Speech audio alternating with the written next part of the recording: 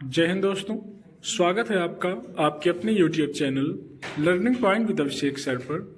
दोस्तों, अगर आप चैनल पर नए हैं तो चैनल को सब्सक्राइब कर लीजिए और बेल आइकन प्रेस कीजिए ताकि आप डेली डिक्टेशन पा सकें। दोस्तों, आप सबके लिए Uttarakhand APS, UK SSSC, RSM SSB और SSC के लिए पेड बैच चलाया जा रहा है। तो अगर आप भी कोई भी पेड बैच ज्वाइन करना चाहते हैं तो आप हमें इस नंबर पर संपर्क कर सकते हैं 7393976701। आप हमें इस नंबर पर व्हाट्सएप या टेलीग्राम पर मैसेज कर सकते हैं, बैच की इन्फॉर्मेशन ले सकते हैं और बैच से जुड़ सकते हैं। डिक्टेशन शुरू होगी 5 सेकंड बाद।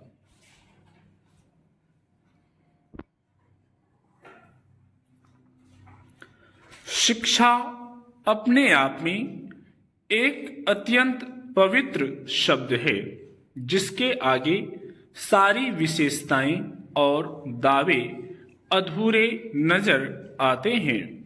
शिक्षा का प्रभाव हमारे वर्तमान ही नहीं अतीत पर भी पूरी तरह छाया हुआ था। सच यह है कि शिक्षा को अगर हम किताबी ज्ञान तक सीमित करें तो यह ठीक नहीं है। इसका स्वरूप किताबी ज्ञान से कहीं ज्यादा है। वर्तमान में शिक्षा बाजार उन्मुख हो गई है।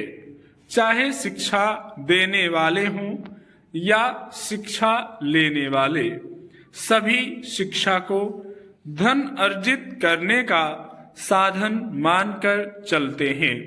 आज के दौर में शिक्षा अर्जन का उद्देश्य धनार्जन है। 10वीं 12वीं जैसी कक्षाओं के परिणाम तय करते हैं कि बच्चा किस जगह जाना चाहता है, मगर उसकी आंतरिक इच्छा भले ही कुछ और करने की हो, फिर भी उसको जबरदस्ती भेड़ चाल में धकेलने की पूरी व्यवस्था समाज में मौजूद है।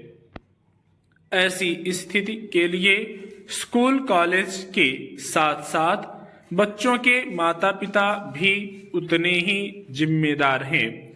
बड़े बड़े कोचिंग केंद्र लोगों को डॉक्टर, इंजीनियर, RAMS आदि बनाने में जुटे हैं, जबकि बच्चे की मर्जी जाने या उसके मन को टटोले बिना कोचिंग केंद्रों में उनके दाखिले करा दिए जाते हैं।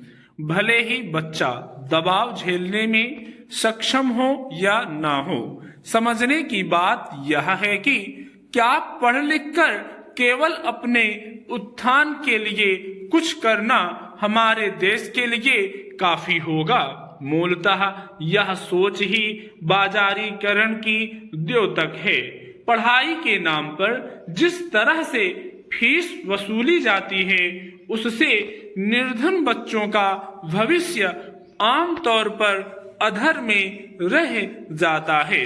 हालांकि ऋण सुविधाओं और सरकारी योजनाएं कुछ हद तक इसमें राहत पहुंचाती हैं, लेकिन कुछ लोगों तक ही इनकी पहुंच होती है। बाकी के सभी इस तंत्र का शिकार बनते हैं। उन्हें छोटी छोटी नौकरियों के लिए भी काबिल नहीं समझा जाता। हिंदी माध्यम के विद्यार्थी के मुकाबले अंग्रेजी माध्यम का विद्यार्थी इसलिए योग्य समझा जाता है क्योंकि उसका अंग्रेजी का ज्ञान कहीं ज्यादा है। प्रबुद्ध वर्ग के लोगों को पता है कि कहाँ कैसा माहौल है, मगर सब और यही स्थिति है कि जहाँ जैसा चल रहा है वैसा चलने दो। इतना बड़ा देश है, इतनी सारी समस्याएं हैं, किस किस पर ध्यान दिया जाए। ऐसी सोच लेकर सभी लोग अपने जीवन को चलाने में विश्वास रख रहे हैं।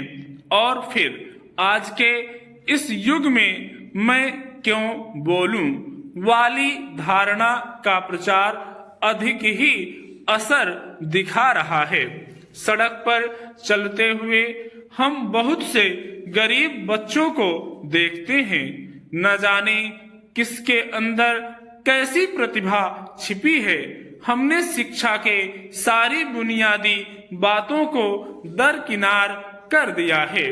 सरकारी व्यवस्था सबके लिए समान शिक्षा, अनिवार्य, निःशुल्क और शिक्षा की व्यवस्था करती है, लेकिन क्या इन स्कूलों से पढ़े बच्चे उन बच्चों के साथ प्रतियोगिता में खरे उतर सकते हैं? स्टॉप।